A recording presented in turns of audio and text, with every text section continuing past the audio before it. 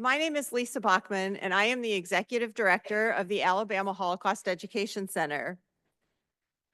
It's very meaningful for our entire team to have all of you here with us as we gather tonight to commemorate the anniversary of the November 1938 pogrom, which was a violent riot.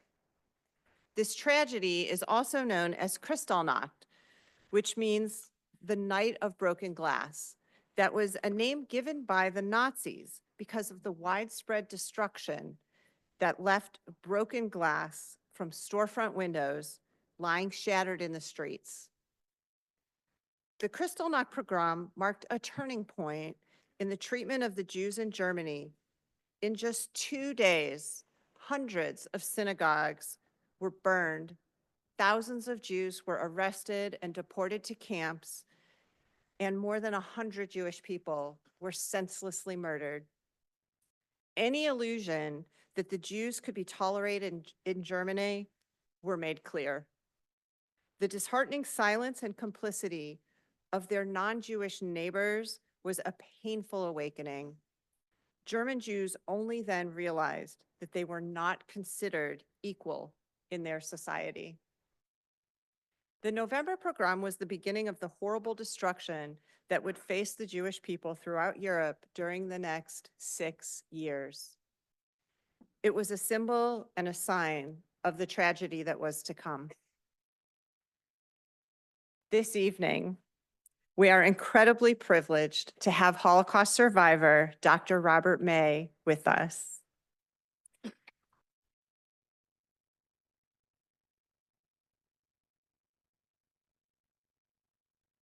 Dr. May was a young Jewish boy living in Germany. He experienced firsthand the terror that swept through the Jewish communities as he watched his synagogue set ablaze, Jewish businesses and homes vandalized, and countless lives shattered.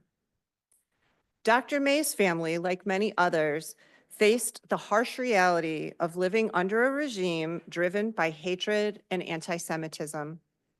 The trauma of that night and the events that followed forced his family to flee their home, seeking safety from persecution.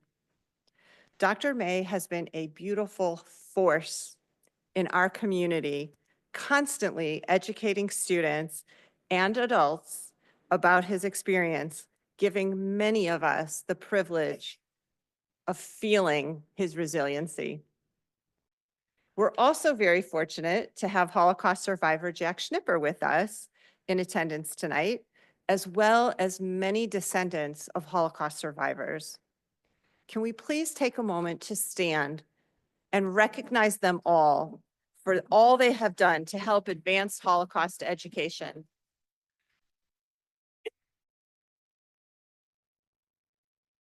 Dr. May, Jack, thank you.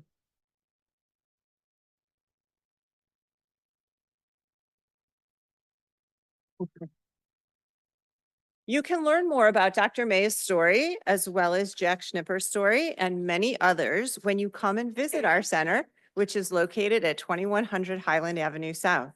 We hope to see you there soon.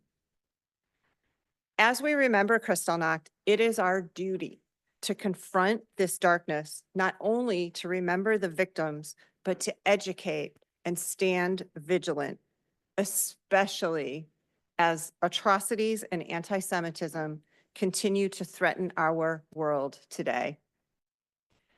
This night of broken glass did not break the spirit of the Jewish people, and it won't now. All of you being here is a testament to that. We must use this as a stark reminder of the peril that lies in unchecked hatred and the importance of our commitment to humanity. Our team was very honored to welcome Dr. Peter Hayes to lead a teacher workshop yesterday, and it was incredible. It was a gift to watch 47 teachers from all around the state, came from as far as Orange Beach. We watched them feverishly take notes, ask amazing questions, and leave feeling inspired. We're very, very thankful to the UAB Department of History and the Rita C. and Solomon Kimmerling Public History Endowment at UAB for making yesterday's and tonight's program possible. To tell you more about our special guest tonight, I would like to introduce Dr. Jonathan Wiesen, who is an incredible member of the Board of Directors of the Alabama Holocaust Education Center.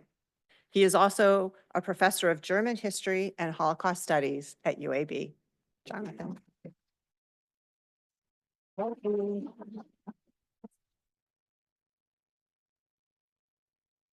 This is a wonderful turnout. Thank you so much for coming, everybody. This is our 5th annual cooperative venture around Kristallnacht between the Department of History at UAB and the Alabama Holocaust Education Center. And I am again very grateful to the Kimmerling family who's watching, some of them via Zoom, for all of their generosity and their support. They've encouraged us, as inspired by their parents, to ask difficult questions and have difficult conversations. That's been part of their inspiration, not just in exploring Birmingham history or the history of civil rights, but in moving into Holocaust remembrance and scholarship as well. I thank the Department of History, of course, and AHCC, Lisa Bachman, for all of their hard work and wonderful work. Now, as I was preparing my brief introduction to Peter Hayes, it struck me that it was 30 years ago that I first met you. I was a nervous graduate student, had arrived in Berlin, and I had somehow, back before you texted, contacted him. I don't know how you do that anymore, but you maybe email. And I was very nervous. I put on a decent shirt, and then this guy bikes up. I didn't know that professors biked. I didn't know. And he was extraordinarily helpful in the beautiful Berlin day and gave me such great advice about how to get into these sometimes difficult archives in Germany that deal with the Nazi period. So that was 30 years ago. Peter Hayes was a towering figure then, and he has remained and become increasingly more so a towering figure in the fields of German history and Holocaust studies since then. Peter Hayes holds degrees from Bowdoin College in Maine, Oxford, and Yale, and was from 1980 to 2016 professor of history and German, and from 2000 to 2016, the Theodor Zeb Weiss Holocaust Educational Foundation professor at Northwestern University. Peter Hayes' publications have won several prizes and been translated into Chinese, French, German, Italian, Japanese, Polish, Slovak, and Spanish. His works on the Holocaust include Why? Exploring the Holocaust, 2017. How Was It Possible? A Holocaust Reader, 2015. The Oxford Handbook of Holocaust Studies, 2010, that he edited with John K. Roth. And German Railroads, Jewish Souls, 2020, a study of deportation trains that he and Christopher Browning assembled around 2 path-breaking essays by the late Raoul Hilberg. Peter Hayes has just completed a book about which he will speak today called Profits and Persecution, German Big Business in the Nazi Economy and the Holocaust. It's just about to come out, available for pre-purchase, but not quite, we didn't quite time it perfectly, but it's soon enough. It's going to appear in English and German. From 2014 to 2019, Professor Hayes chaired the academic committee of the United States Holocaust Memorial Museum, on which he served for 20 years. And I should mention too, and this I saw on many occasions, an award-winning teacher, Peter Hayes is. He lectures widely on German and Holocaust history in the United States and abroad. And with that, I welcome our guest speaker, Professor Peter Hayes.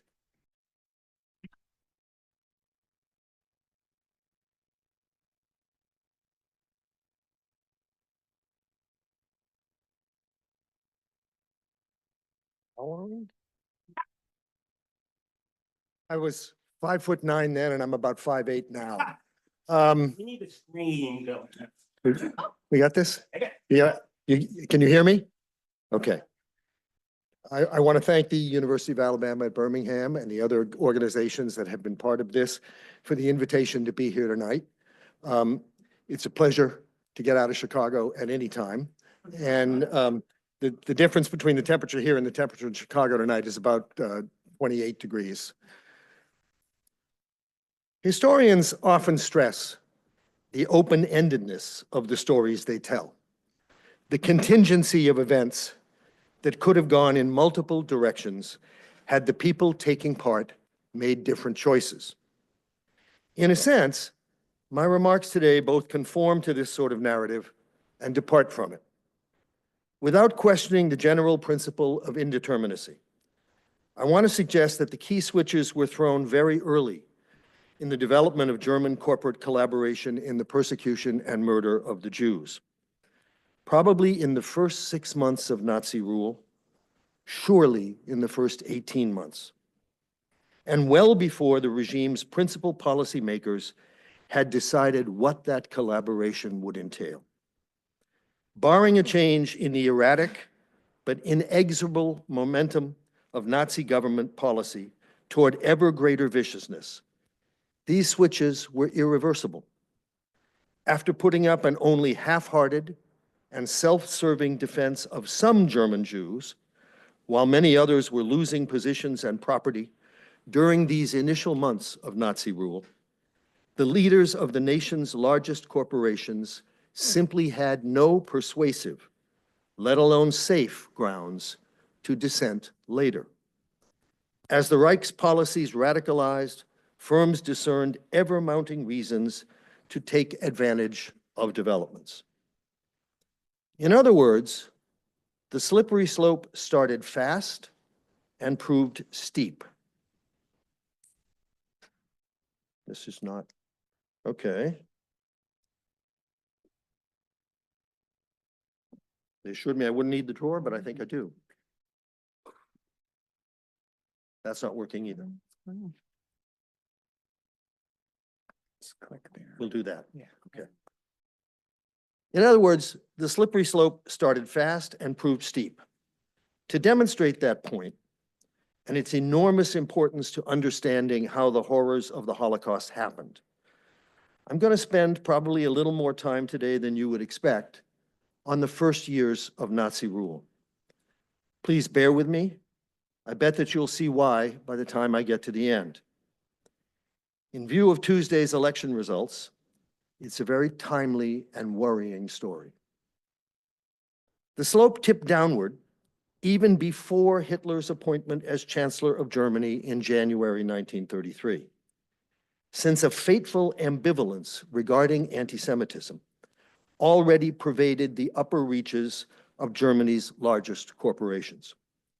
On the one hand, unlike many fervent Nazis, few executives resented Jews as economic competitors or considered the commanding heights of the German economy Jewified, or in the word of the day, verjudet.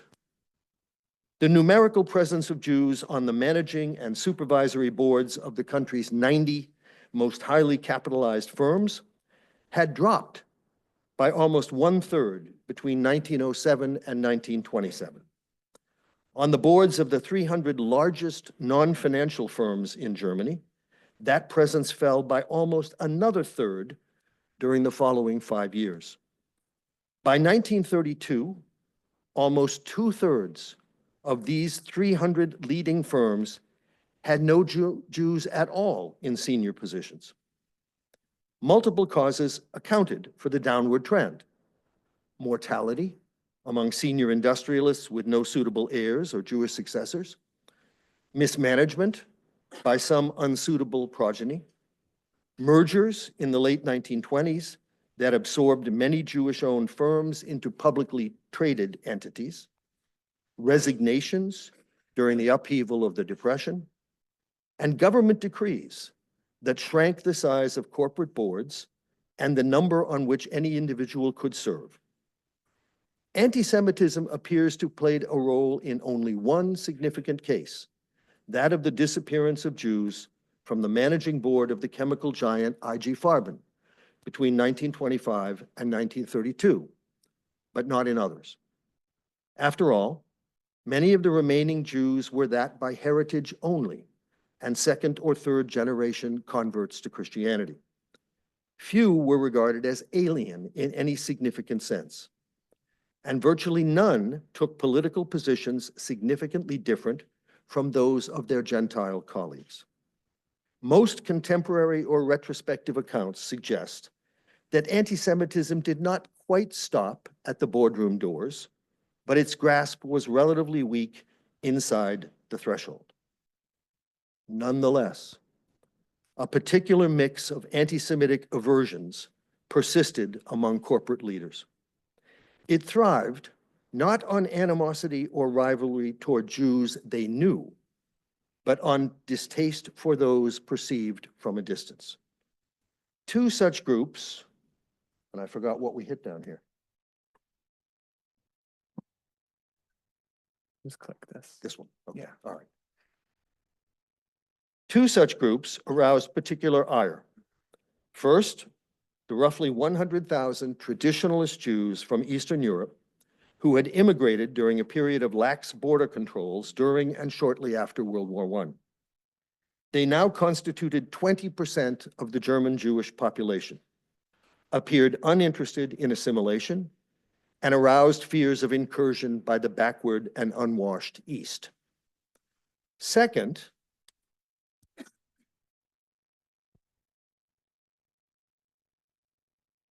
the numerous Jewish intellectuals who criticized capitalism from prominent positions in culture and journalism, and thus offended industrialists' self-esteem.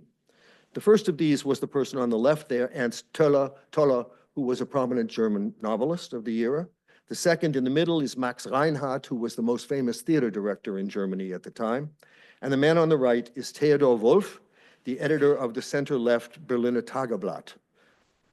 Uneasy with attacks on decent and accomplished Jews like themselves, but irritated by these other Jews, many corporate leaders gravitated toward a specious middle ground in policy, a fateful ambivalence typified by the diaries and papers of Fritz Rössler, the supervisory board.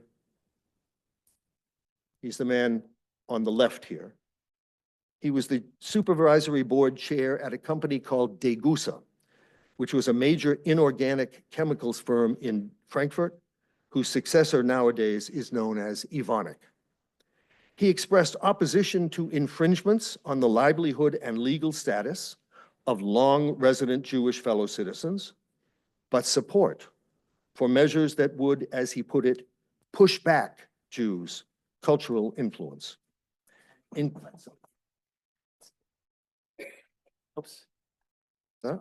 There's something on the screen, but I'm gonna let it be. If you don't see it, I don't. Okay, but we're losing some of the title here. Yeah, that's okay. Okay, so, but I have to go back because I wasn't finished with that screen. This is what happens when you put a 78-year-old man in front of a computer. Are you going there? No, back. Okay, back. There we go. Actually, okay. So the man on the left is Fritz Rössler, who said that he opposed infringements on the livelihood and legal status of long resident Jewish fellow citizens, but he expressed support for measures that would push them back, including by imposing quotas on their admission to universities and professional schools. Now I've lost the cursor. Here we go.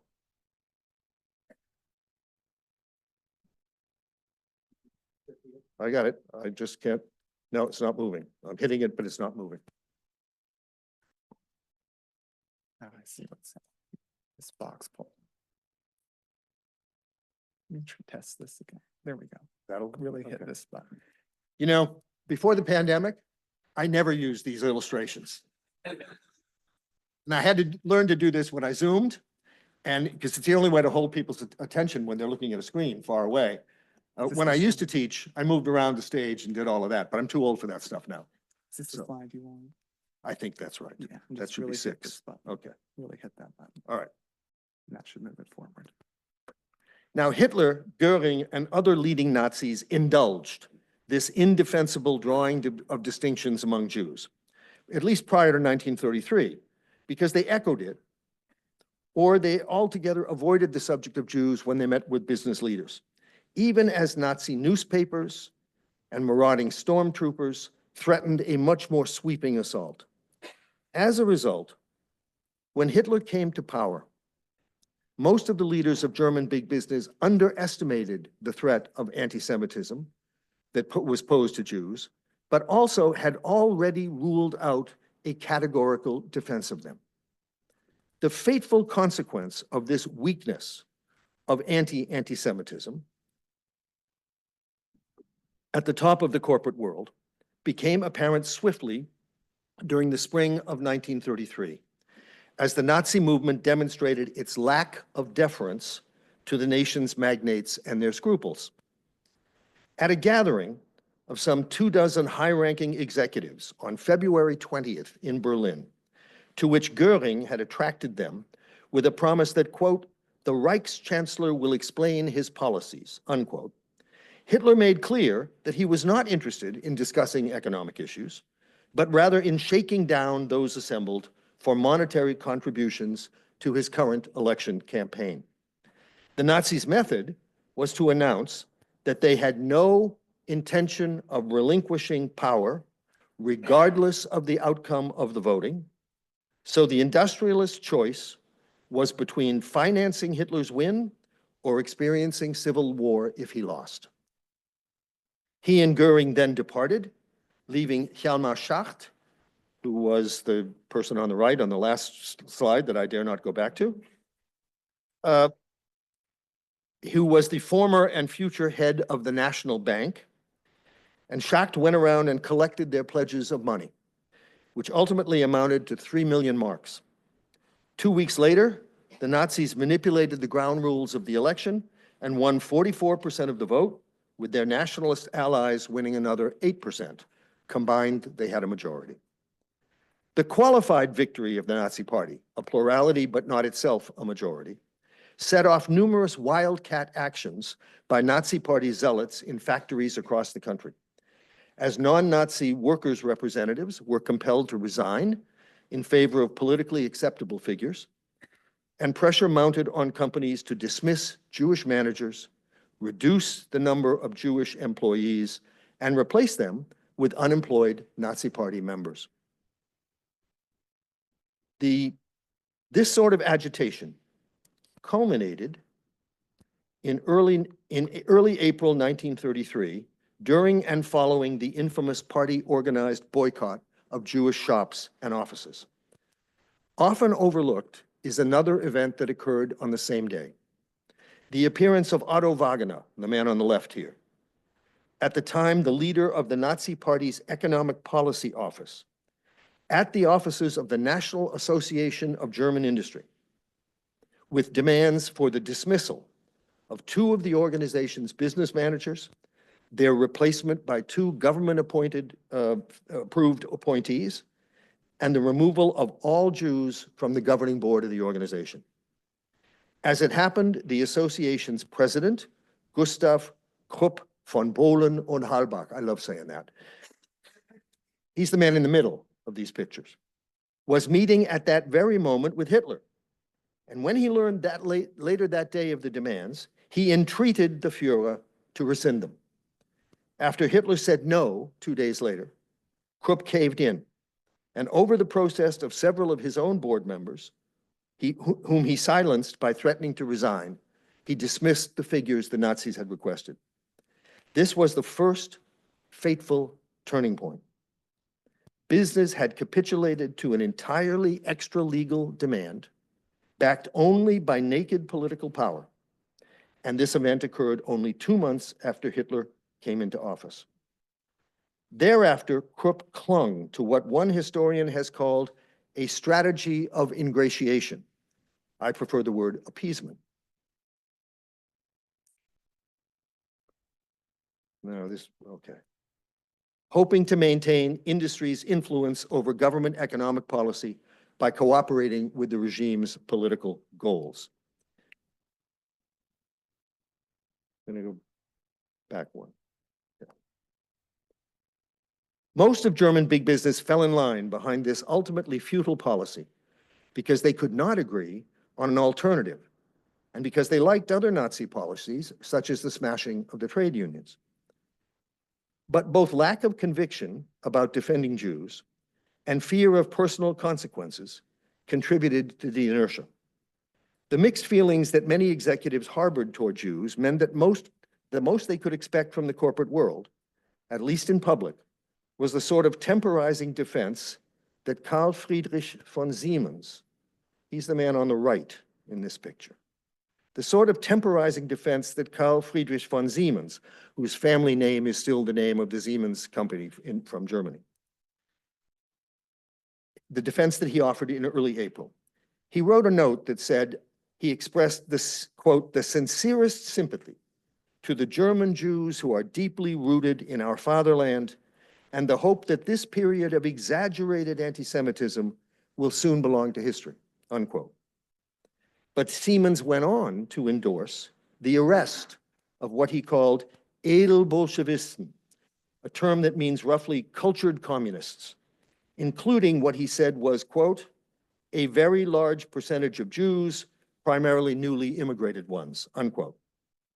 He then chided native-born German Jews for having failed to distance themselves sufficiently from the leftist politics of, quote, their racial comrades, unquote, and advocated the reduction of the share of Jews among lawyers and physicians, quote, to a healthy proportion that approximates the population mix. In person, as late as May 1933, a few executives, notably Karl Bosch of IG Farben, who is on the left, and Hans Walz of the Robert Bosch Corporation, who is on the right, tried to persuade Hitler and other leading Nazis that persecuting Jews would damage Germany, but to no avail. A behind-the-scenes effort from May to August to draft a memo for the economics ministry to the same effect, in which Karl Bosch, Krupp, and Siemens took part, resulted in a WAN document that endorsed the goal of, quote, bringing the views of the national government to fruition, unquote, but argued for proceeding more slowly and avoiding economic disruption. The toothless text quickly became a dead letter. The second secret behind the general acceptance of Krupp's policy was the regime's intimidation of several highly visible corporate leaders during the spring of 1933. The man on the left is Paul Reusch, the head of a mining and machinery conglomerate and a dominant voice among German industrialists in the waning days of the Weimar Republic. Reusch owned a newspaper in Munich that the Nazis wished to control. Between March and May 1933, Nazi officials dismissed the editors and appointed new ones, confiscated Reusch's stockholding, and arrested his protesting lawyers, making their release conditional upon the acceptance of the expropriation. Reusch not only gave in, but henceforth lined up behind Krupp's course, which he had opposed initially. Simultaneously, two other magnates, Philipp Reimsma, who's the man in the middle, fittingly holding a cigarette, he was the head and part owner of Germany's largest cigarette producers. And the man on the right is Gunther Quandt, who had the same status in the leading producer of batteries. They both found themselves being investigated by the Prussian Justice Ministry for alleged instances of corruption and bribery during the Weimar Republic. Reimsma avoided arrest, but several of his leading managers did not, and he was subjected to attacks in the press and calls for his removal that came to an end only when he paid Göring a bribe of 3 million Reichsmark. Quandt's torture lasted longer and cost more. He and his chief subordinates were arrested, and a Nazi commissar took over his plants for several months. Quandt obtained release only by paying a bail that came, according to a headline in the New York Times at the time, to over $1 million US. He remained embroiled in extensive legal proceedings for another 2 years. Meanwhile, having gotten the intended message, both Reimsma and Quandt aligned themselves closely with the regime's policies, and Quandt became particularly active in driving Jews out of German economic positions. By the summer of 1933, the Nazi regime had shown Germany's corporate bigwigs who was horse and who was rider, as the German expression goes. The administration of this lesson involved passing threats to executives like Reusch, Reimsma, and Quandt, but lasting consequences for many Jewish firm owners, board members, managers, and even rank-and-file employees. They fell victim to the first massive purge that their Gentile colleagues saw as merely the price of a working relationship with the new regime. In the country's 300 leading industrial firms, 1/3 of the remaining Jewish managing directors and 1/4 of the remaining supervisory directors, as of January 1933, lost their posts in the first half of that year alone. By mid-1934, the respective figures came to 57% and 50%. And for firms based in Berlin, almost 2/3 and more than 1/2. Changes of ownership were less extensive at this stage, but still significant, especially in commercial fields on which the Nazis long had fixated: department and chain stores, newspaper and book publishing, state-owned industries and utilities, and suppliers to the military, government offices, and the National Railroad. Both with respect to directorships and ownerships, some major firms acted even before the regime applied pressure, exercising what the Germans call anticipatory obedience. The Deutsche Bank, the biggest private bank, the biggest publicly traded bank in the country, quickly dismissed 2 Jewish managing board members, even though Schacht, remember him, told the colleagues that this was not necessary. The Dresdner Bank hired Erich Niemann, one of Goering's flying mates during World War I, to persuade the Jewish owners tied to the bank to sell out before their property lost value. In other words,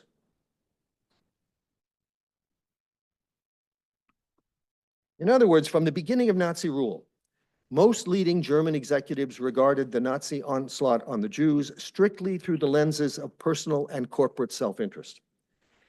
If individual managers or clients or suppliers were vital, firms tried to retain them as long as that was the case. If they were expendable, then one accepted what were called in the documents of the day, quote, the requirements of the prevailing conditions, unquote, and extended at most help in finding jobs abroad, positive letters of recommendation, normal severance terms, and purchase prices that corresponded to the market value of what was acquired. But that value usually had been reduced, at first by the after effects of the Depression, and later by the increasing desperation of the sellers. Because the induced flight of Jewish property owners presented German big business with numerous opportunities to shelter rising profits, expand market shares, diversify, and vertically or horizontally integrate, the competition to cash in on Jews' misfortune picked up steadily. By 1937, all niceties and proprieties were falling away as regional Nazi economic advisors increasingly prompted sales and influenced prices, and banks and creditors shifted from fearing the loss of Jewish owners' expertise to fearing their loss of business and thus their ability to pay back their loans. Lenders thus tipped from being sustainers of Jewish enterprises to underminers of them. Meanwhile, firms began to take advantage of provisions that allowed them to reduce Jews' pension payments. The now defunct Dresdner Bank emerged as a pace setter in brokering property transfers and reneging on its commitments to Jewish former employees who numbered in the hundreds. The self-interest in persecution operated particularly powerfully within the macroeconomic context that Nazism created. Purging and dispossessing Jews wasn't just about gaining what they had. It was also about pleasing the regime. In the second half of the 1930s, 2/3 of the annual growth of the German economy stemmed from state expenditures on armaments and import substitutes. The nation was what economists call a monopsony. We all know what a monopoly is, a market that's controlled by one seller. A monopsony is a market that is controlled by one buyer. The German state was the predominant buyer in the German economy by the late 1930s. And the German corporate world was dependent on and addicted to government contracts. Increasingly, a precondition for receiving those contracts was active cooperation in making Germany Judenrein, free of Jews. At the turn of 1937-38, the Nazi regime changed its policy from encouraging the removal of Jews from German economic life to enforcing it. The economics ministry issued a series of decrees withdrawing allocations of raw materials, foreign exchange, and government contracts from any firm with a Jewish board member or senior manager, or in which Jews owned more than 25% of the stock. Since this meant the death of any firm that met those criteria, the decrees set in motion a complete purge of the few Jews remaining in board positions and a massive sell-off of Jewish shareholding at increasing party-dictated prices. The Nazi state conducted a census of Jews' assets in April 1938, and in the aftermath of the Kristallnacht pogrom of November, began insisting on the monetization of those assets, their consolidation in bank accounts to which the owners had limited access, and then the partial confiscation of the accounts. Corporations now became even more active and indispensable agents of persecution than previously. The major insurance firms paid the cash value of Jews' life insurance policies into those partially blocked bank accounts. While Eduard Hilgard, that's the man on the left there, the head of Allianz, the largest of these insurance firms, persuaded the Nazi leaders that he and his company did not need to pay some 50 million Reichsmarks in Jews' fire and insurance damages, which is what the picture on the right shows you. Why didn't they need to pay? Because Hilgard said to Goering, they provoked it. They instigated. Their attacks on Nazi Germany were the source of Kristallnacht. And he got out of paying, I think he ended up paying 1.5 million Reichsmarks out of the 50 million that the company owed. And he paid that into a fine that was imposed on the Jewish inhabitants of the country. So it went to the government, not to the people who were entitled to it by their insurance contracts. Degussa converted the precious metals bearing objects that Jews had to hand over to state pawn shops into bars of gold for the National Bank and for the four-year plan office, which funded all of those investments in arms and import substitutes. And some of it was converted into bars of silver for industrial use. Meanwhile, the Deutsche, Dresdner, and Commerz banks, the three big banks in the country, loaned much of the capital needed for corporate takeovers of Jewish-owned firms and took in fees for brokering those takeovers. And the same financial institutions collected, itemized, and administered Jews' assets, restricted Jews' access to them, and then transferred the sums exacted by the Nazi state to the finance ministry.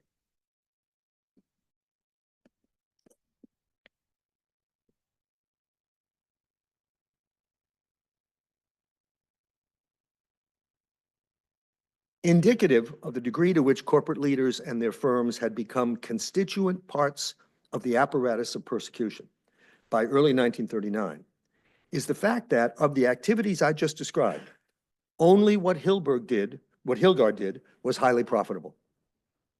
Even the brokering of property transfers, Jews, companies, and firms that were taken over by non-Jews, even brokering those deals was a low-margin business for the banks, because more assets were lost through the mass liquidation of Jewish-owned companies than were gained on a small number of high-commission transactions.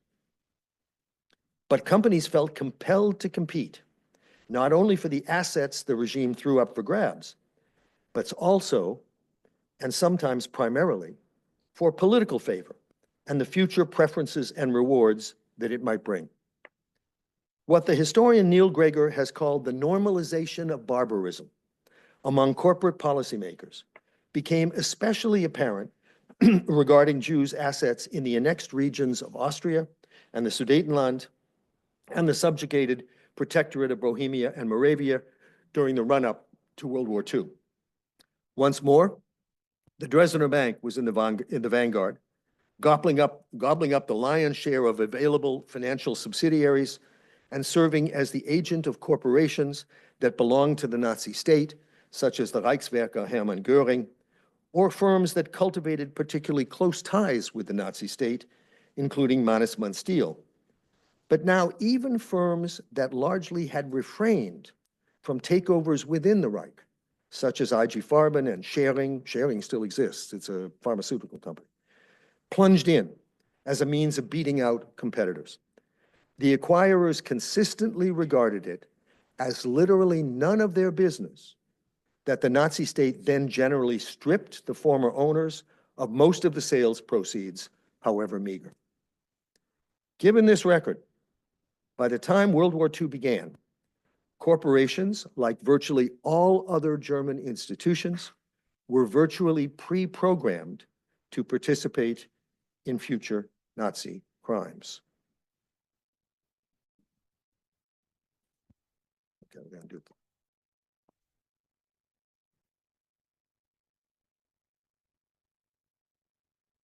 In fact, most of them already were so implicated in plunder and persecution that there was no turning back. Degussa had agreed to smelt the precious metals the Reich extorted from German Jews in 1939. How could it then refuse to do the like for the precious metals German bureaucrats squeezed from the Jewish ghetto at Łódź in 1940, or even express reservations about puring the metals that the SS later delivered to the National Bank from camps and shooting sites in occupied Poland and further east? The Deutsche, Dresdner, and Commerzbanks had brokered and been party to numerous property transfers in Germany and served as transmission belts that collected, monetized, and steadily transferred Jews' wealth to the German state. On what basis could these banks then and their affiliates in occupied countries shun similar activities or cease to pursue them once deportations began? Leading German manufacturers had pursued Jewish-owned enterprises in Austria, the Sudetenland, and the Czech provinces, especially prospective competitors and former business partners. Why would these enterprises then refrain from attempting acquisitions in the expanding German sphere? Allianz had begun insuring SS-owned factories at Dachau, and Degussa's Degesch subsidiary had begun supplying Sachsenhausen with Zyklon to fumigate clothing in 1940. Why would these companies then withhold services from new camps farther east later? With the power and wealth of Himmler's SS obviously on the rise in wartime, the benefits of good working relations with its leadership were too great to forego for firms or individual executives jockeying for advantage, and the risks of poor ties too great to assume. As a result, while first German rhetoric and then German actions turned toward annihilation as the final solution to the Jewish question, the extent of German corporate participation in the escalating criminality became largely a function of what the government asked for. When and where it permitted or called for significant corporate involvement, the competitive ambitions of senior executives and their enterprises generally guaranteed that they would say yes. When and where the regime saw reason to restrain these ambitions, the role of German big business in the Holocaust proved less than many large firms actually wanted.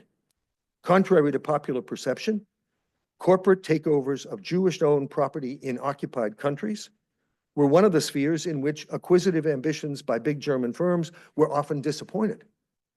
But when the SS asked, corporations treated it as a fitting business partner and became willing enablers of the Holocaust.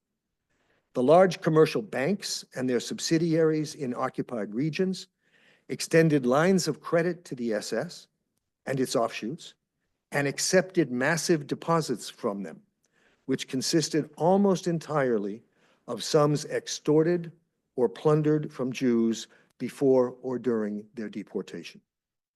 In Prague, the largest single depositor to the Dresdner Bank's affiliate was the SS Central Office for Jewish Emigration, which confiscated most of the assets of Czech Jewry. At the Deutsche Bank's subsidiary, the largest depositor was the Jewish administration of the Theresienstadt transit ghetto. This is an aerial photograph of the outline of that ghetto from above, and then one of the streets in the ghetto at the time. Privileged German Jews had to assign their assets to this administration of the ghetto before being allowed to spend a short time in this way station on the road to death. In Krakow, about half of the cash proceeds of Operation Reinhardt, the murder of Polish Jewry, landed in the vaults of another Dresdner Bank subsidiary. Along with the banks, Germany's leading precious metals processors and insurance firms actively sought out the SS's business.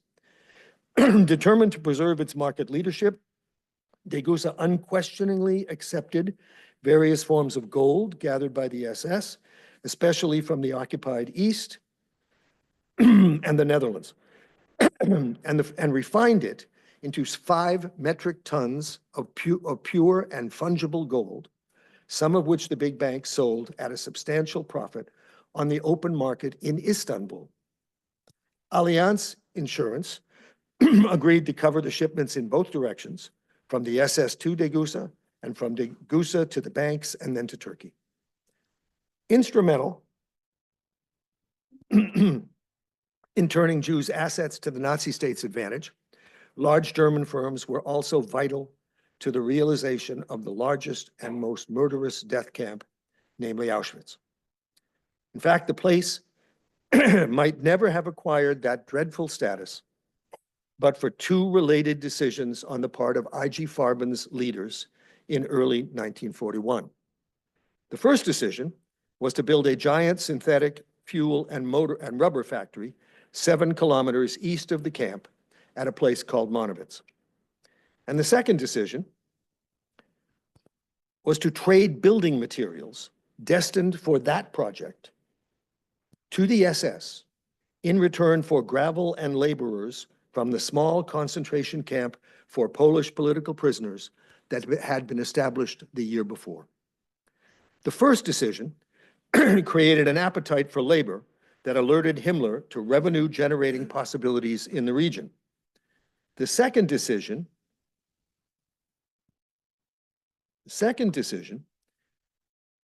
allowed the SS to add an extra floor to nearly all of the pre-existing barracks that constituted the fledgling concentration camp, and thus to increase the number of inmates.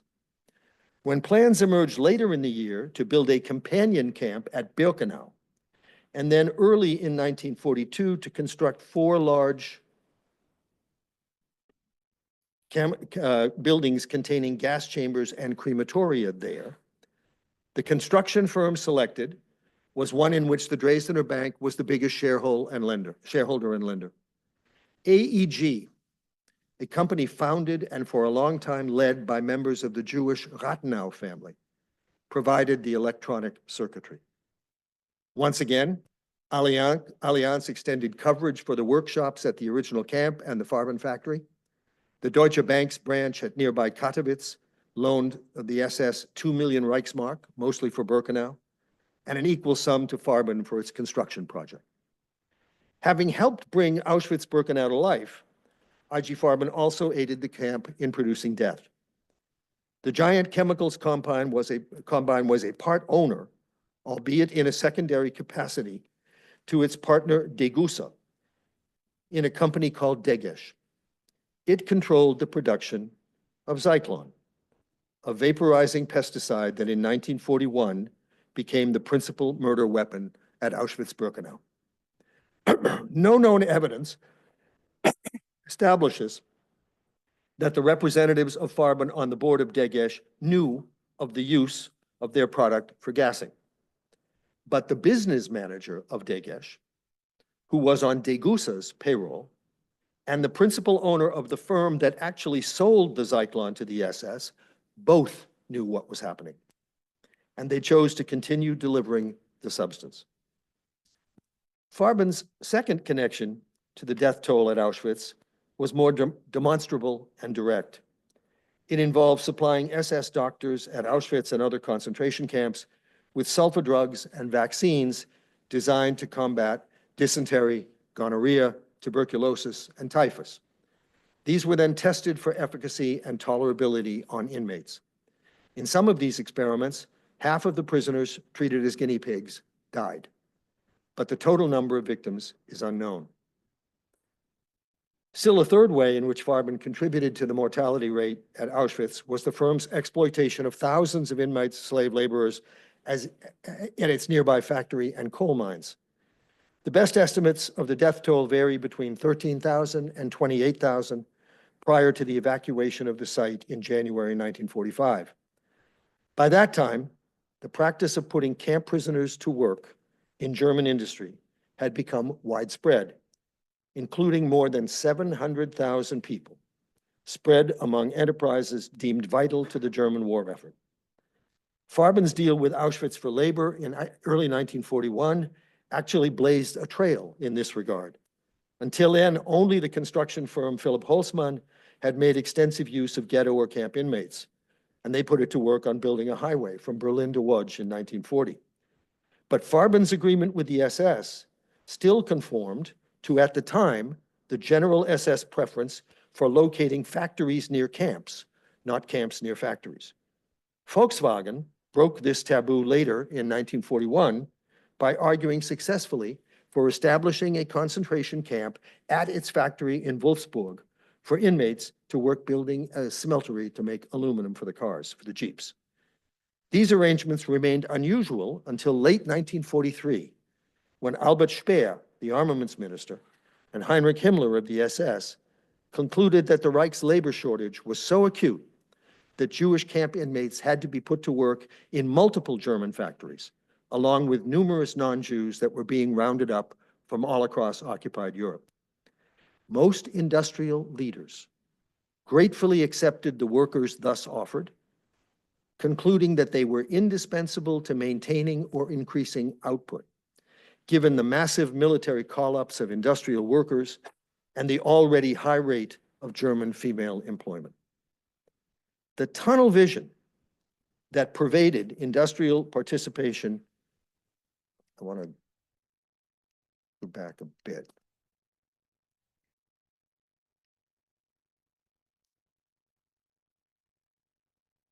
Here we go. That's not it. I was wrong. I should have gone forward.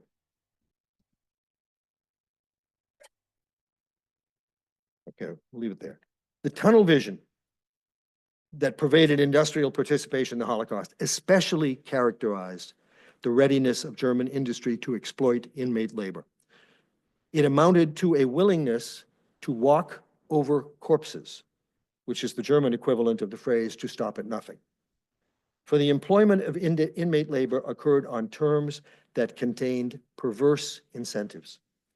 The SS charged a fee per inmate per day that in many cases exceeded what a free German civilian laborer, especially a construction worker, would have been paid.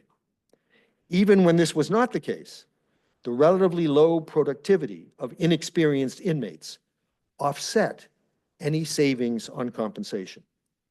As a result, employers sought to economize on food and housing, to drive prisoners excessively hard, and to work them long hours, at least so long as replacements were available for those who fell by the wayside. In other words, the use of so-called slave laborers became a process in which firms and their leaders reduced camp inmates to the status of a factor of production that could be used up like so many pieces of coal. Of the 1.1 million camp inmates put to work, about half for government projects like building the bunkers along the Atlantic coast and underground factories like those that made the V-2 rockets, and about half then were allocated to firms that produced arms and vital materials. Of this total of 1.1 million, somewhere between 500 and 600,000 of the workers perished. Participation in this crazed process, including in the massive effort in 1944-45 to bury factories underground in order to save equipment and production lines from bombing, was fostered by executives' real fears of ouster, arrest, and execution.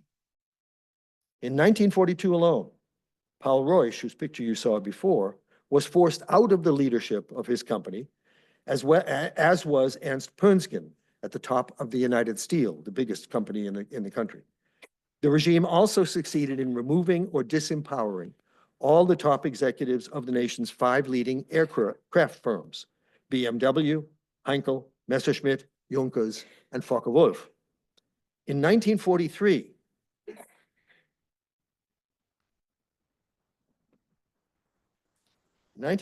two directors of Deutsche Bank branches, Hermann Köhler in Stuttgart and Georg Mieter, who's the man on the left there in Silesia, were denounced to the Gestapo by people who overheard them making disparaging remarks about Nazism and or its leaders.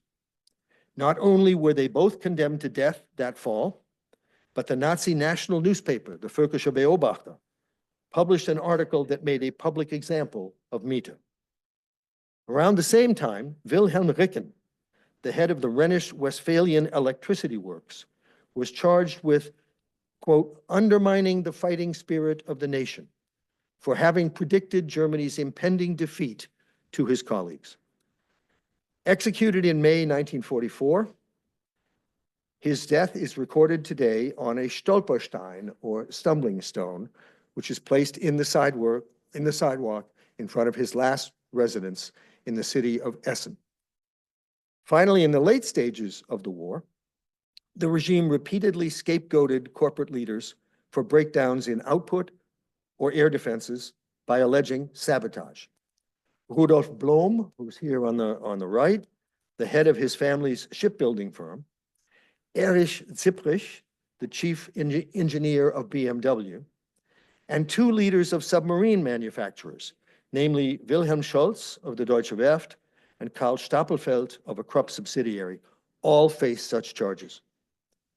Throughout the descent of German corporate conduct, from the abandonment of Jewish colleagues in 1933, through profiting off Jews' dispossession and murder, to working Jews to death, the leading executives embodied the thoughtlessness, the indifference to the people on the receiving end of their deeds that Hannah Arendt defined as the banality of evil. Indeed, they embodied it far more accurately than the sort of man to which she applied the term, Adolf Eichmann, who both disregarded and relished the effects of his actions on others because he profoundly believed in what he was doing. At the center of corporate complicity was mundane and myopic dedication to short-term self-interest, whether defined as monetary returns, personal advancement, or individual or corporate survival.